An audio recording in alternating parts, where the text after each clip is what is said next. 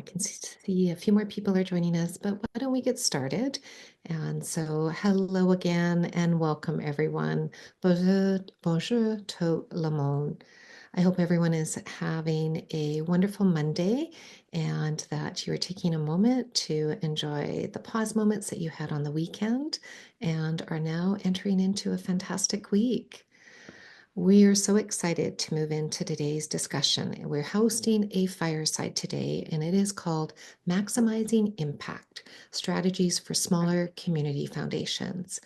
And this is the last session of our 2024 curriculum. And we're very excited to share that we are in the last stages of getting ready to launch the 2025 winter curriculum, which you'll see more details coming out to you in early 2025. And so I see some familiar faces and names here today, and also some new ones. And so for those of whom I have not met as of yet, I'm very honored to welcome you to today. And my name is Tracy Vavrick. I'm a member of the CFC team, and it's my pleasure to spend the next hour with each of you. I see some introductions are happening in the chat. Please do take a moment to introduce yourself and where you're calling in from and what community foundation that you are with. This enables us to build a stronger sense of understanding and belonging and connections with each other. Today, I'm joining you from my home in Calgary, Alberta, and I acknowledge and pay tribute to the traditional territories of the peoples of Treaty 7, which includes the Blackfoot Confederacy, the Tsuut'ina First Nation, and the Stoney Nakoda, and the Métis Nation of Alberta. And I'm holding space today for the learning journey that I have been on and many others. And I'm acknowledging that we're getting close to the end of the year. And as I hold space and acknowledge the history of the First Nations, the Inuit, and the Métis people, I also understand and hold space for the impact of the residential school systems. And I know I speak of this often, but I'm also mindful of some very beautiful words that were shared with us by our Honorable Murray Sinclair on It Starts With Us. Education has gotten us to where we are, and education will also help us in making change. And so as we close the year, I acknowledge the learning that I've gone through, and I also acknowledge I have more learnings to undergo. And I encourage you to consider the learnings that you are undertaking and also your commitment to truth and reconciliation and building a stronger community. So before we dive into today's fireside, just going to share with you a few housekeeping items. So a friendly Zoom reminder, we're in meeting mode, and this allows for more dialogue. So please keep your microphone muted during our discussion time. And if time allows, we're hoping that we can also hold some space for some Q&A. And so if you do have some questions as Theloma and I are speaking today, please include those questions in the chat. And we'll be monitoring and hoping to be able to spend some time to explore your questions. Today's session is available in both English and in French. And so to access the French and the English interpretation, you'll see 3 dots at the bottom of the right of your screen. Once you click on those 3 dots, please find the interpretation options and select the language of choice. You will also be able to, no, we don't have any slides today other than what you can see today, and you can see that we've included both French and English on the current slides. Well, I am absolutely honored to now spend the next hour with a very dear soul and leader of a community foundation, and that is Theloma Hofer. Now, Theloma is a chartered public accountant who has honed her skills through roles in various areas, including public practice and not-for-profit organizations. Her professional journey has equipped her for the expertise and insight that she needed for her role as the executive director of the Columbia Valley Community Foundation. Outside of work, Theloma enjoys exploring the natural beauty of the Columbia Valley area with her family and friends, escorting and driving and being that chauffeur to her beautiful 2 children, to sporting events, and of course, spending a lot of time reading. Her love for the community and its people truly drives Theloma in her ongoing efforts to continually positively impact the community that she now calls home. Theloma, it is absolutely an honor for you to have you with us today. And I'm very excited to have a discussion with you today around all the good things that are taking place within your community, but also to understand some of the work that you have done in your 3 years as executive director in the Invermere area with your foundation. So why don't we stop sharing of the screens and let's get into today's discussion. All right, Theloma, we're just going to spotlight you too as well. And so we'll have both of us. So hello again. Thank you for having time today, Theloma. Now, I'm mindful that we don't live far apart from each other. We're truly not too far in a geographical, but you're in the beautiful community of Invermere. And prior to going to Invermere, you were settled in Calgary and working for a not-for-profit in the Calgary area. When COVID happened, life changed for you. It was time for like, what can I do? And where should our family be? And you made the big change of you and your husband and children of moving to the Invermere area. And you started working with the Columbia Valley Community Foundation. Today, you are a part-time ED and you have 2 supporting contractors. And we're going to talk about that a little more. And you also have a board of 11 that you're working with. So this sounds very similar and common to many community foundations that are throughout the network. But I'm also mindful, Theloma, that you've also been working towards how do you shift towards a larger sense of impact-based growth and community leadership, knowing that you have about 12,000 people that are connected to you. How do you connect with them deeper? How do you share with them deeper on the importance of the work you're doing and how you as a community foundation continue to lead? And so welcome. Thank you so much for joining us. We're going to dive deeper now. And so let's move in. Are you ready? Oh, we're just on mute there. So There we go. I got to get it over with. All right. well, beautiful. Well, Paloma, again, welcome. So help me and all of these wonderful souls that are with us today. Tell us a little bit more around the Columbia Valley Community Foundation and what the Columbia Valley Community Foundation is truly represents in your area. So, the Columbia Valley Community Foundation has existed since 2001. And like most, the first few years was quite small. And then, and has seen a lot of growth in the last, I'd say, 5 to 6 years. Um, as you mentioned earlier, we have about 12,000 people in our community, and the Columbia Valley community runs from Canal Flats in the south to Squamish in the north, which is just a little bit south of Golden, if you're familiar with that. And I would say that the key industries in our area are tourism, forestry, and I would say those are the 2 main industries. And it's very much a tourism mecca because it offers almost 4 season sports. So there are ski hills nearby. There's a lot of established golf clubs. And then there's also paddling on the lake and lots of hiking all around. So we do see a lot of visitors from all over the country, but particularly from the Calgary area. And a lot of our community, though we're 12,000 permanent residents, we have a huge part-time resident population. When we did our last vital signs survey, we found that 42% of our residences are unoccupied most of the time, meaning they are second homes. So it's kind of a different community in that it ebbs and flows in terms of the number of people that you see about on the streets, and also kind of the needs of the various people who think of this place as home, but maybe don't live here all year. So you have a very interesting dynamic. 'Cause you're also, as you noted, you're in that valley area. And so in that valley, it's like you've got a very close population in that valley. And, when you mentioned to me around the tourism and the retirement, that's really an interesting space that you're sitting in right now.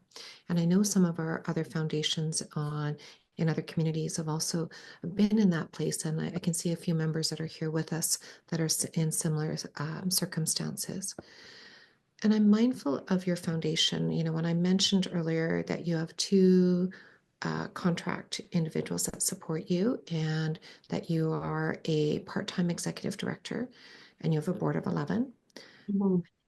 think about capacity there and what capacity means. Now, can you share with us some thoughts or ideas around some creative approaches that you and your foundation have utilized to ensure that you are, mindful you have limited resources, but you wanted to explore ways that you can provide, opportunities for your foundation and be a strong foundation. So, any approaches or thoughts that you can share with us that others that are in similar place could also consider? So, yeah, so I'm only part-time, so I do have to make the most of the hours that I do have.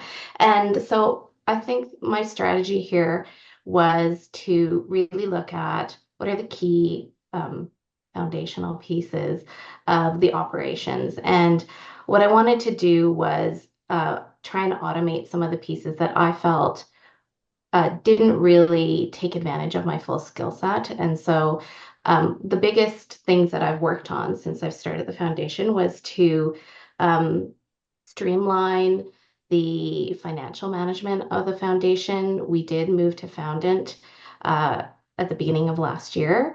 And then we've also added on the GLM module this past year. And it's really helped to, I think, bring a more professional face to our foundation, but also gave me a lot of comfort in terms of knowing that it was financially being well managed. Previous to Foundant, we had um, a bunch of different systems that we would make work together, but because they weren't integrated, I my opinion is that you have a lot of opportunity for errors when you're transferring data from one system to another. And so to me, from a risk perspective, I really pushed hard for my foundation to invest in Foundant because, well, given my financial background, like it made me uncomfortable to not have strong systems in that regard. And so I've really pushed hard to do that. And in terms of my board. They're extremely supportive and very engaged, and I feel very lucky to have them. They are very, despite the fact that I'm part-time, they are a governance board. They don't really get into the weeds of what we're doing. If I ask them for, particular support in an area, we do an event in the spring called the Garden Party. They will absolutely come and help me set up chairs and all that sort of thing. But in terms of the day-to-day management, they absolutely leave that to me. And so, in terms of making the most of my capacity, what I've chosen to do is we're not quite big enough to support another regular position at the foundation. So I've utilized contractors. And so the first contractor that I hired was a communications coordinator. And because I think, like, in terms of outreach into the community, I wanted to have a more consistent and professional face to that. So working with her, we refreshed our brand last year. We also redid our website this past year. And so, just again, foundational pieces because I think that given where my community is expected to go, I expect a lot of growth in the next 3 to 5 years. And I wanted to make sure that all the underlying bits were ready to take on that growth. Thelma, I really acknowledge the hard work of doing that because it does take time to go back and gather the history from previous, look at where your foundation has been and where you are today, and build that base to look into the future. So, really acknowledge the hard work that you and your board have done, but also the importance of that risk analysis and having those tools in place so that you will be prepared and ready as you move on for this up and coming growth that you know is coming. So you mentioned the board here as the board is a volunteer board.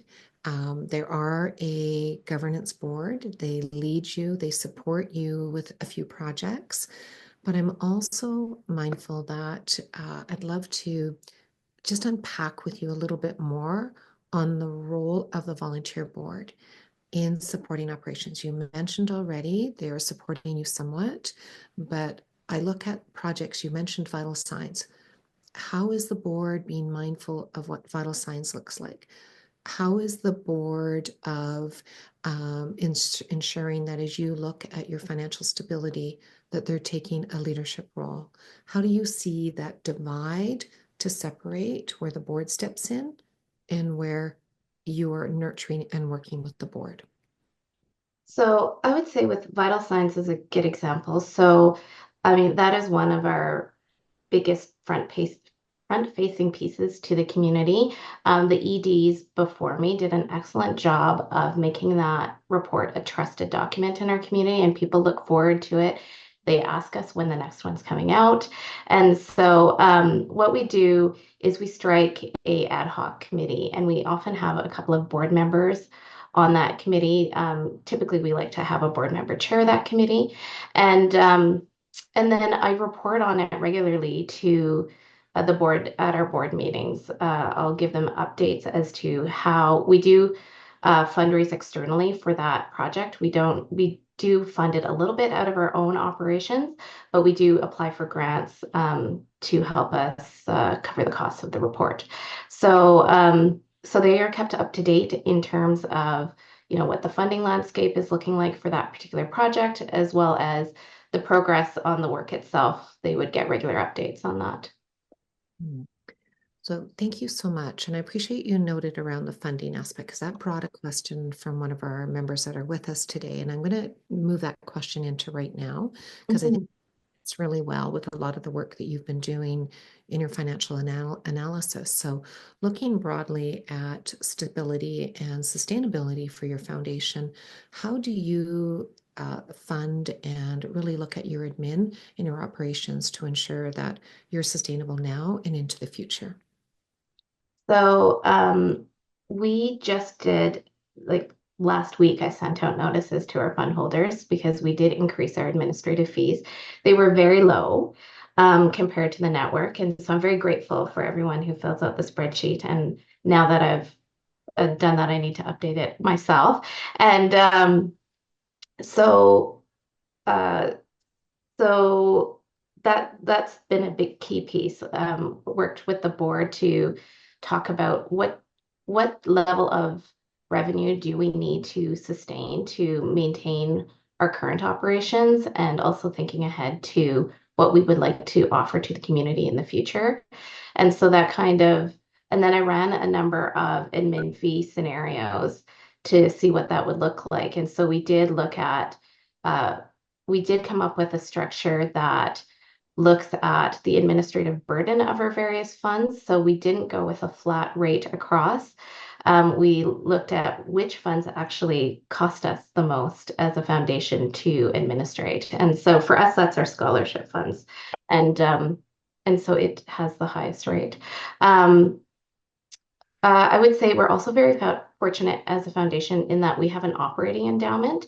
And so that does provide a fair amount of revenue for our operating budget each year.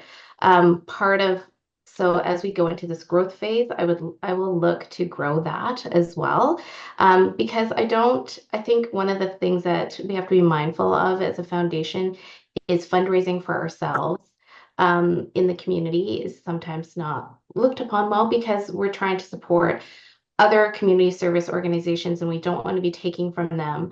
But then at the same time, I think it's also difficult to put all your eggs in one basket on the administrative fee. So I am kind of grateful that we have this balance in our foundation where we derive some of our revenues from the operating endowment and some of them from administrative fees, and I will look to maintain that balance. But again, like I think we do have to be very mindful about how much do we fundraise in the community. And I really acknowledge, Thelma, the hard work you've done there. Is you did the forecasting, your board sat, they evaluated, they explored also your reports and what was necessary, and you made that commitment to be sustainable. And as we look at the importance of our work, we want to be sustainable long term. And so when we think about that long term into the future, you're setting up the foundation currently with those decisions to look into the future to be there. So, as we think about long term into the future, we know community foundations are strengthening community wellness. And so, as we explore what community wellness means and explore the purpose of community foundations, we know that we want to also be able to measure the impact of the work we do. What type of resources and tools do you use to support looking at the impact of your foundation? You're a small foundation, 12,000 people in this valley area. Your lens, what does that look like? What do those relationships mean for you when you start to look at measuring the impact of your work? So I actually think this is an area that we need to do some work because right now the way that we measure impact is quite informal. So we do have um, the final reports that we receive from our grant recipients, and we use that to help gauge, how we think we're doing. Because it is a small community, I feel like a lot of the feedback at this stage is really informal. I run into donors and community service organization leaders regularly at the grocery store, on the street, wherever. And I have a lot of informal conversations with people. And so I always have a sense of what what people are feeling. And I think that again, like standing on the shoulders of the EDs that came before me, I think that they did a good job in leaving me with that the foundation is a place of trust. I do find that when I have community service organizations that are struggling, not necessarily with completing a project for which they've received a grant from us, but even just generally, they do seek out our advice and want and look to me for other resources that can help them. They know that we are a small foundation and that we don't have unlimited dollars to give them, but we have lots of connections to other sources and they can just bring other ideas to them of how they might look at their own sustainability. So I think to me, like that's where I feel the best is when people come to me looking for that support and advice because I think the community foundation should be the major connector in the not-for-profit sector in a community. And to me, that's a measure of success is when you get more and more people availing themselves of your expertise. Something that I'm sitting with when you share that is the relationship is strong so that you hear the good, you hear when there's a challenge, and you can be there as a mentor, as a support person, but also as a leading organization to take a step that may need to be taken. And that's an important area. So I'm mindful when we start going deeper into impact that it takes different strategies, though, to really be able to communicate impact, to help the community understand your role, the work you're doing, connecting with donors to acknowledge their support of you in your purpose and the work you're doing, but also it takes strategies to be able to engage other community members. And you mentioned earlier you have a contract individual that's supporting you with that. Can you share with us deeper, Theloma, on some of the strategies that you have utilized and what you've learned from that? So we have a fairly consistent now, due to Kirsten, who is my communications coordinator, we have a fairly consistent social media presence. We post mostly on Facebook and Instagram. We do LinkedIn to a limited degree.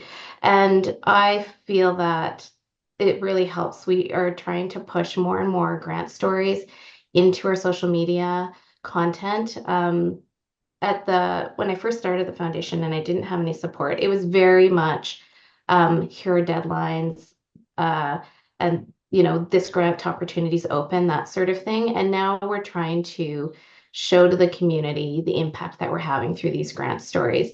And so again, the one of those like foundational pieces with the GLM system is that we will start collecting, trying to get our grant recipients when they do their final reports to add pictures, and letting them know that we would like to be using these on our website and social media, and as well as having them write a short synopsis of their project so that that can also be edited and curated for social media. And as well, we just started up our newsletter again, and so we're hoping to use those, like again, like when you're a small foundation, you have to try and get as much bang for your buck. And so when we get these grant stories from our grantees, we're hoping to use them on social media, in newsletters. They will end up as posts on our website in the impact section. And so we're really trying to get the stories of what we do out into the community. Yeah, Thelma, as you share that, I think of your rural foundation, you're smaller, you're connected, and you're reaching out to your donors through and community through those facets. I'm also mindful that when I was in your community here this past year to work with you and your board, you're a close community. I had the opportunity to meet people in the stores and connect with people and learn about them. And I can only imagine what that means to you because as you continue to empower your community in your work, what those informal conversations may look like. Yeah, I think we are very fortunate to live here. So, I mean, I grew up in Calgary, which is obviously a quite a big city now.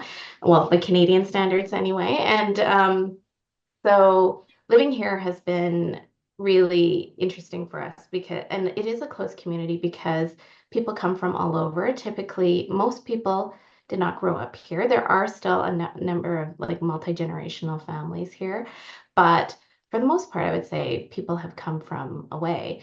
And because of that, I think that people in the community really need to rely on each other. When I think about my own social circle, most of us don't have extended families nearby. And so those people become your extended families. And I think you see that, through the community. And like I said, when I run into people, um, on the street, like when, for those of you that use Foundant already and you see a profile and it's got, the different tags, a lot of my profiles, there are people who are donors, but they're also grantees because they also, work for a community foundation and they hit all these different categories. So what I like about the community is that I don't really know people in a one-dimensional way. I often know them because I've interacted with them professionally. Maybe they are like work at the bank, but their son also plays on the same soccer team as my son, and they sing in the choir, whose performance I just saw last night.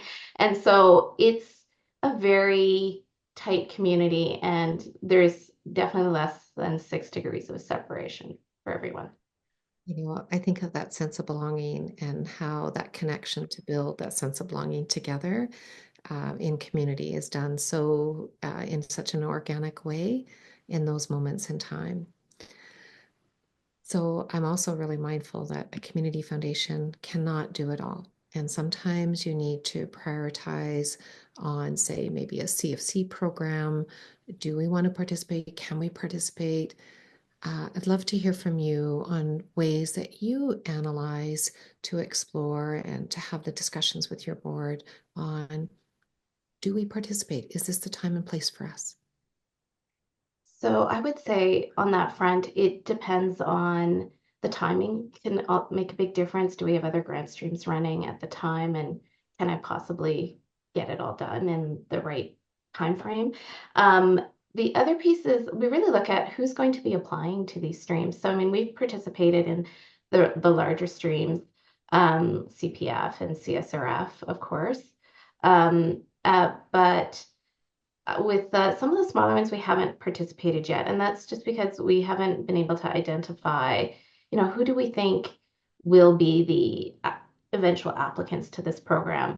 And as we get more capacity, maybe we will be able to take on some of those things. Like I think it would be great to look at, the gender equality. You'll have to remind me of the exact name of that stream.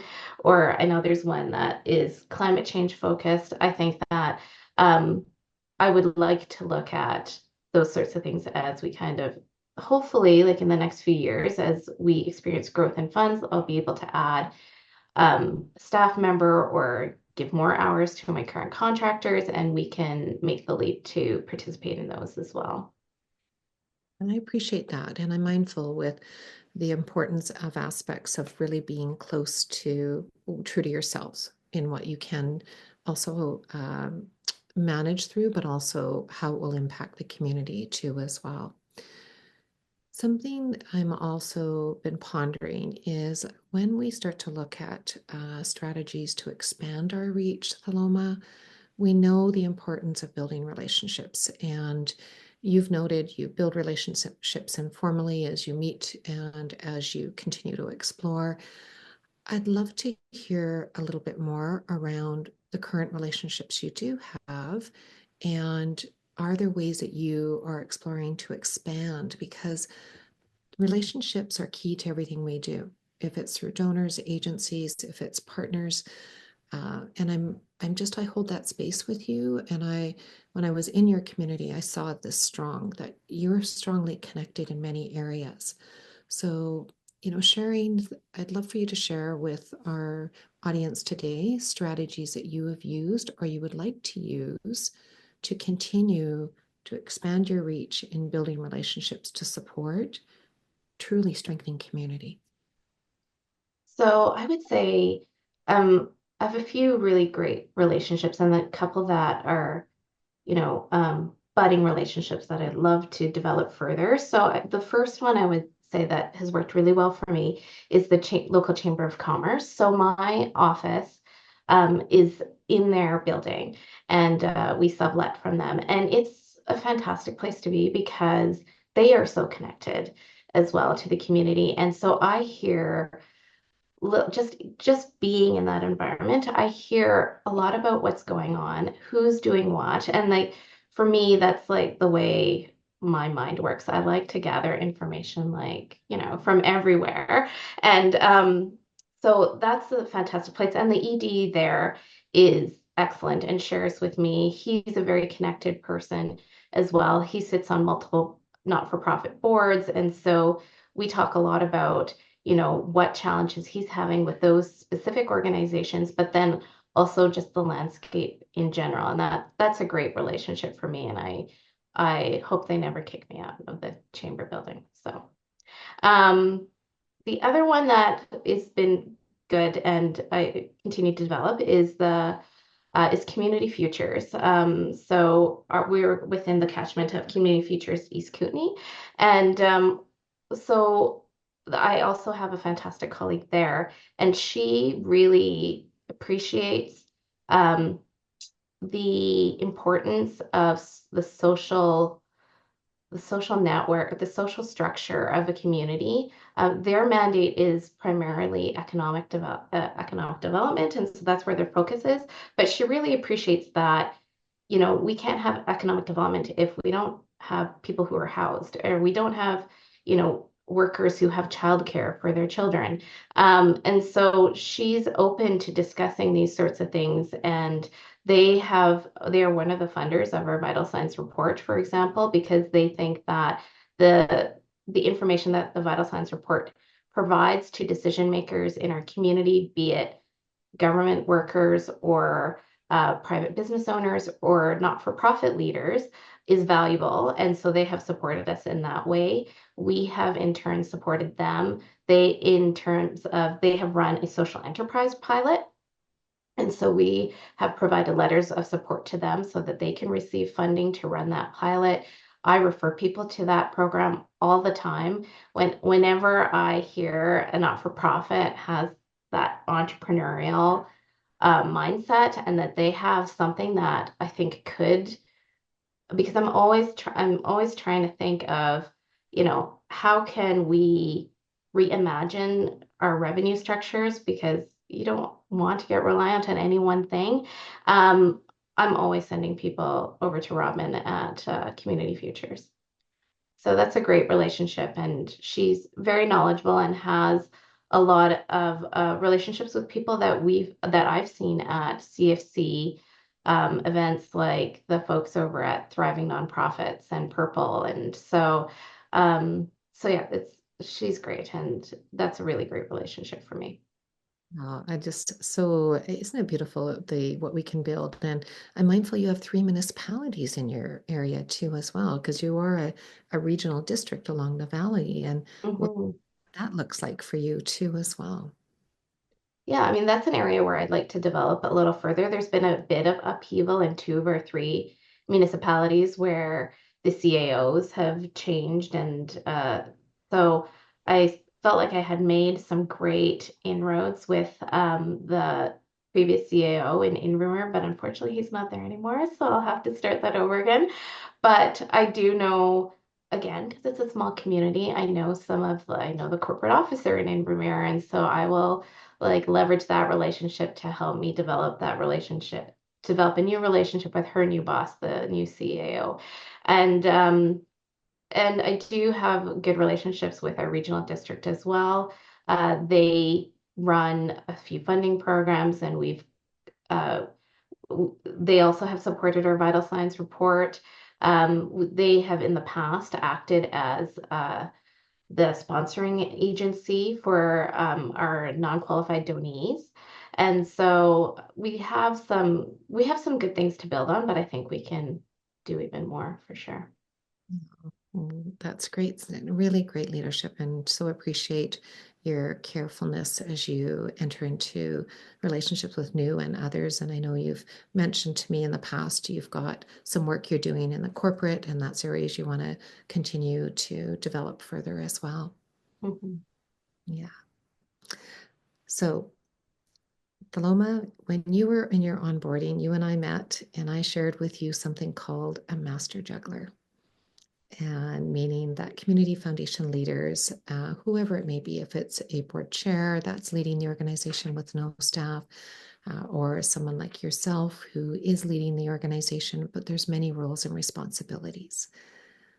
So as you think about that master juggler, what keeps you up at night?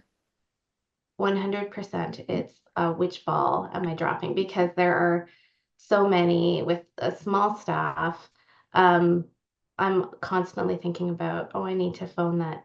I need to touch base with that donor, and I need to get my grant, notification letters out, and I need to do the accounting to get it ready for this month's board meeting. So there are so many things, and um, I've started to learn to use my to-do feature of Outlook.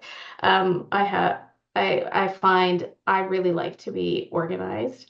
But I find when things get really busy, it's when I stop, organizing myself. I don't know, it's terrible. But I would say for sure the hardest thing is just keeping all the balls in the air and not forgetting about any of them that are up there. Thank you for being so open with us. And I hold a special space for those moments where you're exploring to say, what did I miss? And, I share with you, you're not alone. And you've got great colleagues across Canada that share their tools and resources collectively. And I know you've done the same. And as we continue to be that master juggler, how we can continue to support each other with different learnings and support. And I will offer Caltoon is organizing a session for in 2025 that is around using some of the tools that are available to support us as we continue to be that master juggler. So watch for that up and coming. So now, if you had a magic ball and that you could see into the future, what would you desire to do to strengthen your community? Well, I think the biggest challenge with my community is the growth of it. So between when we did our last vital signs report, between the 2016 census and the 2020 census, our community grew by almost 27%, which is astounding. And one of the municipalities grew by 72%. And so managing growth like that is difficult because, as you know, governments which provide infrastructure don't always move quickly. And so I think that's, one of the key things that I'm worried about. When we did our vital signs report, we surveyed both our part-time residents as well as our full-time residents. And of the part-time residents who completed the survey, I'm just going to check my number here so I get it right. 34% of those people surveyed said that they hoped to move permanently to the Columbia Valley in the next decade. And so we expect this growth to continue. And not only that, of those people, 71% of those people are already 45 years of age. And so that means that our community is going to get significantly older. And one of the things I meant to mention off the top was that our community is already skews towards the higher end, in that our average age is, or median age is 51, and the national median age is only 42. And so I think that the growth, and then the growth, particularly in the older demographic, is going to be a huge challenge for our community because, like we said, we're only 12,000 people. We have one small hospital. It has 8 beds. And so how do we convince, the powers that be that we need to build this infrastructure now to be prepared for 10 years from now? That's a big piece, Theloma. When you think of that amount of growth and the demographics of what your community is could be facing in the future based on your findings, your vital signs, that's significant. And sharing that data is so important. And sharing those findings are so important when we start to look at our relationships with many in the community. One thing I'm sitting with is the importance of vital signs for your community foundation. It is critical for you as an organization, and how you use vital signs to share your findings, share this data with community so that your community stays strong. I totally agree. Well, now I've got a couple questions that have come in. I want to go to those questions before we close with a couple more questions here. But so you mentioned your garden party earlier, and that it is a fundraising event, that your board steps in and is setting up chairs. You lead it under the governance piece and operations. You're the lead on it. But is it a fundraiser for your community foundation, or where do the proceeds go? It's actually not a fundraising event. It is our report to community. So what we do is we invite the grantees from the previous year, and they give a little talk um, about what they did with the money we gave them. And it's a real feel good event where the community just kind of hears, what the impact of the community foundation was. So maybe I should have really mentioned that off the top when you asked me about impact, because that would be, kind of one of the best pieces of communication to the community that we do. I can only imagine having everyone in the space with you. If it's, it is outside, if I'm correct. Am I correct? Is it Well, outside? I would love to do it outside and make it a true garden party, but unfortunately the weather is far too unpredictable for that. So what I try and do is I try and host it in a space that has the opportunity for people to wander outside for a little bit. But no, I'm too much of a chicken to do it outside. Well, and the opportunity for your community leaders, your donors, your organizations to come together, to meet, to learn about each other. You have presentations throughout the session as well, Theloma? You do? Yes, yeah. So typically we have 20 odd presentations, and then we make them keep it short. This year we asked our designated fund holders to actually do a PechaKucha style presentation on there. So we wanted to, with our designated funds, which I think a lot of community foundations call agency funds, are I like to try and showcase them because I really want to help them grow their endowments. They are, the backbone of the not-for-profit community here. And so we wanted to give them a little extra spotlight. So they Mm. shared that way. What a great moment in time to really empower your community to see the true essence of the purpose of your foundation, of really moving the needle, the impact and what the lives that have been touched by your foundation. So another question's come in around the apologize, sorry, about the frequency of your communication strategy. You have this part-time individual that is contracting with you. You've relaunched your newsletter. What's the plan for your newsletter? And looking at the frequency of your social media, what does that look like for you? And how do you gauge the impact of that too as well? So for the newsletter, we just put out our first one since I started um, like this past week. So the intent is to do it quarterly. And then for social media posts, we try and post, I would say probably 6 times a month. And most of the time we're cross-posting between Facebook and Instagram. Um, we just want people to remember we're there and yeah, and just have us top of mind. Mhm. So yeah, we do it very consistently. We have a calendar where we kind of lay out the entire year and we say we always want to hit these particular dates in terms of just like we would always have a post for Truth and Reconciliation Day, for example. And so we are very deliberate and Kirsten is extremely organized and very thankful for that because it does go very regularly. Oh, that's fantastic. I'm going to stay on the theme of social media and Hmm. that you have, like with vital signs and the work. We've got another question that's come in around the importance of vital signs in shaping narratives about community. However, it's not necessarily a match to how quickly social media channels, and we've just discussed, can share our narratives, etc.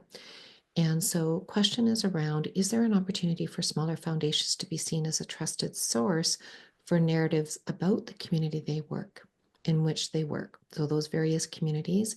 And added to that, is it within the scope of a community foundation to counter misinformation? So maybe there's something that's gone to a different level from what you've posted or someone else. Have you ever approached those strategies from the context of your social media profile? I don't think I've ever, or we have not yet had to post to counter what we feel is misinformation in the community. I think that in terms of the timing of vital signs versus um, social media and kind of like vital signs is kind of like long or slow media versus social media. And but what we tend to do is we try and highlight pieces from the vital signs, even though we published it in January of 2023. We still plan to pull out certain pieces of it to highlight. So um, in our community, because of the extensive growth that we saw in our last vital signs report, housing um, is a huge issue in our community, as it is in many. And so what we will look to do is, so if we have, for example, um, a grant this year that addresses that issue, then we will, when we do the post, we'll try and tie that back to the vital signs report to say, look, like this is what the community told us was important. We're trying to make grants in this area to move the needle on this issue.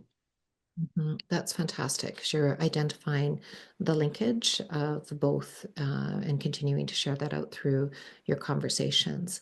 And I'm also looking at a question that came in from another foundation, Salt Spring Islands, and similar community profile as your community. And looking at vital signs, one thing that's come up for them is around being an isolated area, but the fast growing seniors and the seniors population.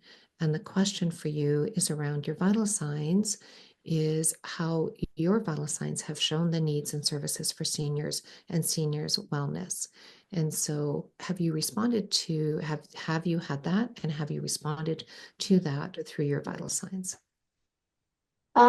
So with Vital Signs, so we did a big launch event where we invited uh, local government representatives, we invited our biggest donors, we invited every um, community service organization leader, and we had them all in a room and we presented the report. And then when we presented the report, our report's divided into about 10 different issue areas. And so after, kind of key sections, we would have a breakout session. We posed a couple of questions to the room and people would report back on what they discussed. And so I think that was one of the big um, ways in which, seniors issues were addressed. In that, I think when I speak to seniors in the community and seniors groups, they often are very concerned about healthcare, especially in a rural community like ours, where we do have a hospital, but it's very small and it has limited services, and the nearest kind of regional hospital is 90 minutes away. So so it was really interesting to me to see how no matter the topic we were discussing in the vital signs report, it was consistently being brought back to healthcare. And so I think that's one way. The other thing that we did with vital signs is we went and presented at the Legion. So the Legion here in Invermere has a seniors lunch every month, and so we presented at the seniors lunch. And so we didn't have a ton of people, engaging with us after that, but I think that was a great group to present to. And then one of the other pieces that we did was we had when we invited community leaders, we also invited like the chief medical officer for our community. And so she came and brought, the lead nurse for our or the lead manager for our hospital. And so through that, they then invited me to present on vital signs to the local medical advisory committee. So that's all the docs for our region. And so we talked about vital signs there and talked about, you know, what do like this is a growth that we think we're going to see. Um, how how are you going to be ready? I mean, it is the key service that I think people are most worried about. And, I'm really mindful of how you engaged community. You went to them, you brought them in, you brought also and ensured that important leaders in your community were there during presentations. And that's an important part. We're respected as leaders in community foundations. And that aspect of being very forward with your community to know they need to be part of this. I have two more questions. I'm mindful of the time. We're getting close to the top of the hour. And so would love to one more question here for you around your garden party or other events. How do you spotlight your donors during those moments and times? If you can expand on that one. So at our Vital Signs report launch, we actually had received a very large donation just previous. And so we spotlighted that family at that event. We do highlight donors from time to time in our annual reports and on our social media. And so I would say that's typically how we do it. We don't have a lot of events. The garden party I mean, I started kind of just at the tail end of COVID. And so the garden party is really our only community event that we do. So we're lucky to participate. There's a party fundraising event that we are the beneficiary of. But the donor very much takes the lead on how that is done. And so yeah, we don't have as much control on that one. Wow, Thelma, I really appreciate that we've touched on so many important topics around the work of your foundation and the impact of your foundation. And I feel we could be sitting for a few hours and chat so much more. And I know you have a lot of knowledge and thoughts and experience from specifically the last 3 years of what you've gained. And you're so kind in sharing with everyone today. And I share my gratitude for you for taking the time to be with us. I'm mindful the holiday season is upon us and how busy the sleepless nights may happen, and other pieces that come into play as an executive director. So, how are you pausing and caring for yourself over the next month or so?